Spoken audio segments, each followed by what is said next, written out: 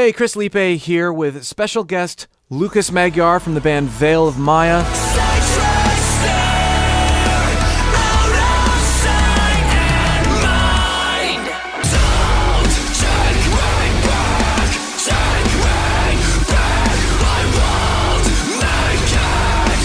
If you've been following my channel for any amount of time, you know that I do lots of lessons on singing with grit and distortion and some on screaming. And my whole reason for doing this is I'm communicating how to do things safely so that you can get the sounds that you want to get, sing with passion, sing with distortion and lots of wonderful textures without hurting your voice. So I thought it would be kind of cool to have a guy, a professional touring vocalist who does very extreme things with his voice in the studio and live, and hear it from a guy who's doing it all the time. Thank you so much for being here, Lukas. Sure. Thanks for having me. And you are offering private lessons. You're offering an enrollment period here for accepting new students. If you're interested in taking private lessons with him and seeing how the vibe may go, click the link below in the video description for a free 10-minute private consult with Lukas. Space is limited, so if you don't see the link there, he's all full. Get in while you can for an opportunity to spend 10 minutes with Lukas and see if you'd like to go further with him. What are your private lessons like? The first thing that I do is try to figure out maybe what their groundwork is, what their history is, and understand their priorities. And if they have any questions, obviously that's one of the first things that I want to cover. Some people want to know the basics and kind of need the mechanics explained to them. And some people are already pretty incredible and they just want to learn how to expand on that. It's really, really custom tailored to their needs. That's awesome. Yes, absolutely. And that's really the only way that you can get that is with private face-to-face engagement. So definitely click that link below. Free 10-minute private consult if you're all interested. All right. Is it safe to sing with distortion, to scream? I mean, obviously the answer is yes, because you've made a career out of it. But speak into this to all these students who are, it's just really?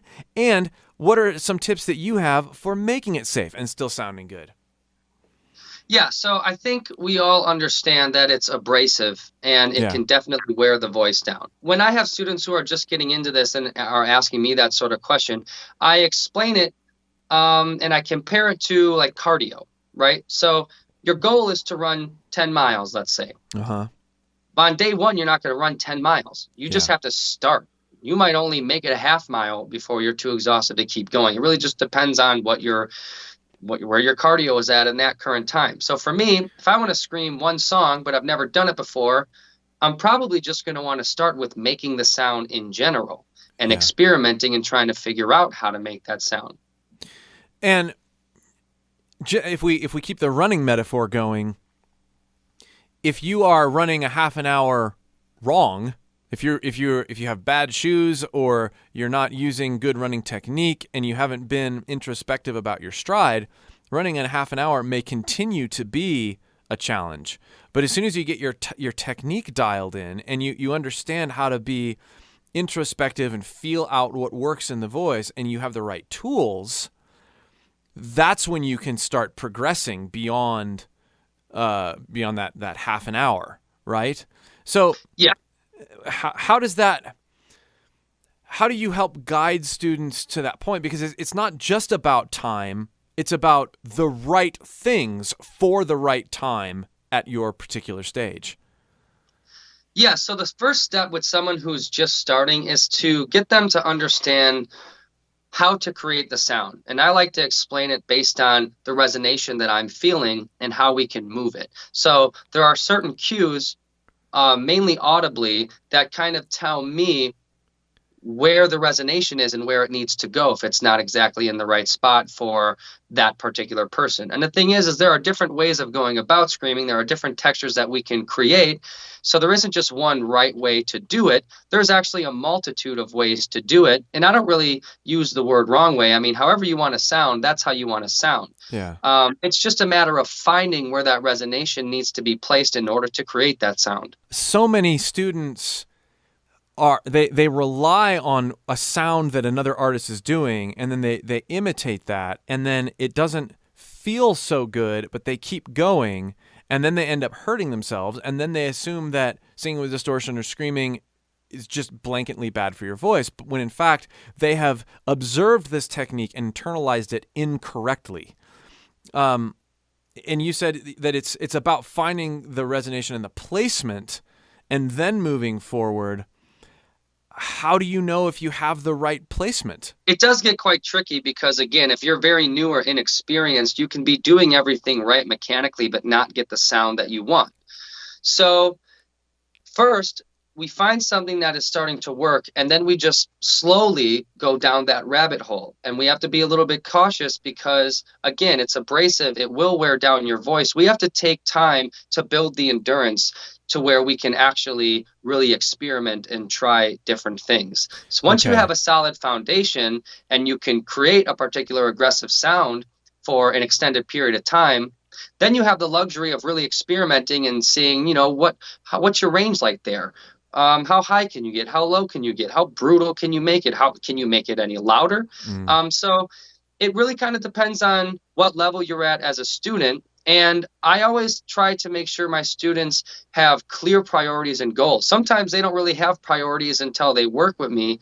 They just want to figure things out, but they don't really know the steps of getting there. And then I will gladly help get those priorities in order. So if you're trying to do X, then in order to get there, we have to do A, B, C, and D. Yeah. And if we trust that process, it's going to work. So there's this fine line that you have to sort of be aware of, that you might be doing something right and it still may not feel that good, but that's because you're not used to it. You have to be trained and train yourself to know the difference between when you're doing something in a way that if you did it for a while, it would hurt you, versus you're doing something and your voice just isn't used to it enough yet. So it's like exploiting bad technique and getting screwed up versus just knowing how far to push your body as you're figuring things out. And you have to brush in and out of wrong or maybe things that are going to be bad for your voice so that you can find those right placements. You have to be willing to experiment quite a bit. Yeah, to me, it's really the rest time that is going to save you no matter what. Because even if you're executing very efficiently and the sound's there, you're doing everything you want to be able to do, the aggressive techniques are going to wear you down regardless. Yeah. Okay. It's just a matter of building that endurance up. So listening to the body, knowing when to stop and when, hey, I've put in a good amount of reps today, it's time to quit. Like, that is a good and really a crucial mindset to have when you're trying to do this. Yeah. So how long would you recommend someone who is wanting to start singing with heavy distortion or even distortion at all or screaming? How long should they practice these things once they've gotten that direction and found that foundation? So if you're able to create the sound and you've had success there, I would try to utilize that part of your voice 1 or 2 days a week and listen to the body. Yeah, just 1 or 2 days a week. And about how long per day? So that really varies just because everyone's different. Right. I mean, if you're able to do, maybe just start with individual words and lines. And if those words and lines are becoming easy for you, then jump into phrases and doing actual like full verses. So break things up. Use the songs that you're inspired by to exercise. And what you'll find is as you take those steps, all of a sudden you're able to get through a song. And what happens when you get through one song? Well, then all of a sudden you're able to do 4 or 5 songs, and it continues to compound. So it's less about spend 10 minutes a day, 2 times a week. It's more, but what I also is really valuable is that you're not working on these extreme techniques every day. You're giving your body plenty of rest. So yeah, 1 or 2 days a week, and then do things that you're really good at and that you're really comfortable with your voice to keep the other aspects of your voice healthy. I think it's tempting when people are trying to get into screaming and distortion to like that's all you end up working on, and then you end up losing other areas of your voice because you're not keeping those other aspects up. What would you say to that? Well, I think you're really doing yourself a disservice in 2 ways because, like you said, if you neglect other parts of your voice, you're probably going to lose a little bit of the ability there, if not a lot of it, depending on how long you neglect it. The other thing is that if the aggressive techniques are new to you and you just keep trying to do them day after day, what you'll likely have happen is it gets really inconsistent, and you're going to get frustrated because you're just going to have these extreme peaks and valleys often, and you're never going to feel consistent because your body is always in a state of just being worn out because there's no rest time. Yeah. And let's talk about screaming, full on screams versus just singing aggressively. Are they different in terms? I mean, obviously they're different in terms of how they sound and even how the approach is. But do you have different methods for helping students unlock one versus the other, or is it the same approach? For students who want to know how to kind of do both, I want to sing aggressively, but I also just want to be able to be aggressive and scream as well. Yeah. I use them together because the zones and the resonation placement, as we discussed just a moment ago, they're pretty similar. They're not too far off. And a little bit of movement goes a long way in terms of the sound. So if you can sing with a good amount of distortion, you're pretty close to that area that's going to unlock just a full scream. So you teach them together. If a student is trying to learn both, then I utilize what they're good at to help them get the other one down. So maybe a student is really good at singing with distortion and isn't quite sure how to just break into a full scream, right? Yeah. Well, I'll be like, well, listen, when you create this sound that you're already good at, if you manipulate that a little bit, you're going to get the sound that you're going for. So you can utilize what you're already good at, that foundation you have, to build on something new. So a simple exercise. The first thing that someone should do when they're looking to scream, sing with distortion, something they can take away from this video and use before they have their first or their free 10-minute consult with you. What would you have them do with their voice? It's a great exercise, and many of my students have benefited from this exercise in particular. Okay. It's what I call a texture exercise, because that's essentially what we're talking about, how to utilize our voice and create these different textures. Yeah. So if maybe you already are using your singing voice often and you're trying to figure out how to add more distortion. Okay. Well, I start with what you're already doing. You have your nice, clean singing voice. And we can reshape here much by just kind of changing the placement of the tongue and pull the resonation, which in my experience seems to go further back. Feels like it's and then that's where we're going to create vocal distortion.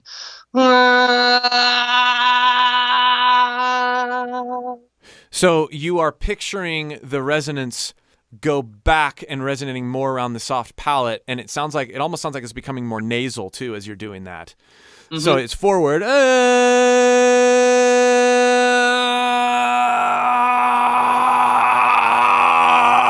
What are you doing with your support as you bring this mental focus from front to back? So the core support always stays the same. The core is supposed to just be engaged and controlling the output of the air. I don't have to change the engagement of the core in order to get a different sound. That's all changed up here. On this dynamic resonance placement that you're talking about, where it starts forward and goes back, you're doing this with your mind. It's a discipline, right? You have to train your mind to focus attention and resonance back. You're not going to feel it right away. You have to train your mind to know that you feel it as you direct the resonance back, because your mind follows your body, which then follows your mind.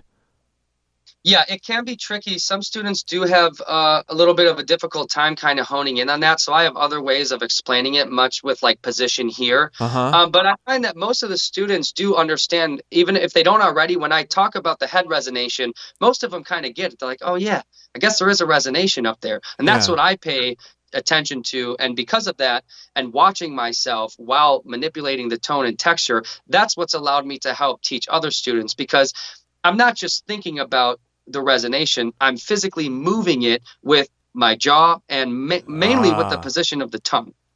Okay, so yeah, you're reshaping things to guide the resonance back. Right. So if you want to go from clean to bringing it back into distorted note,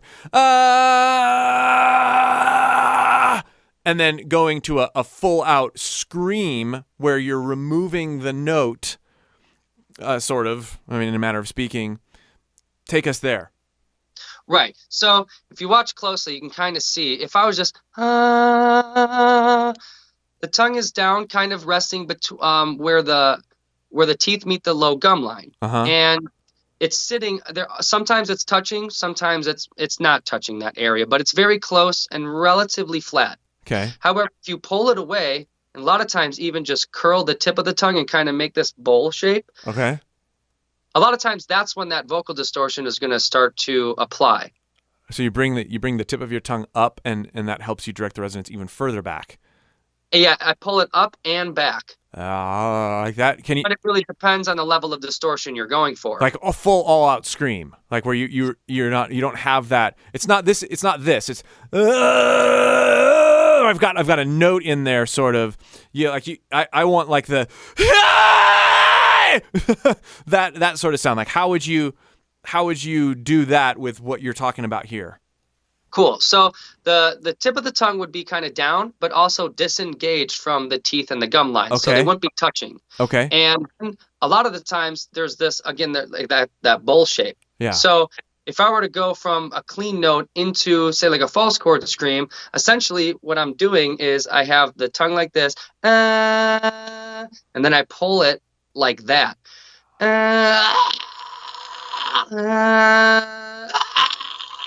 And when I reshape it, it reshapes the sound.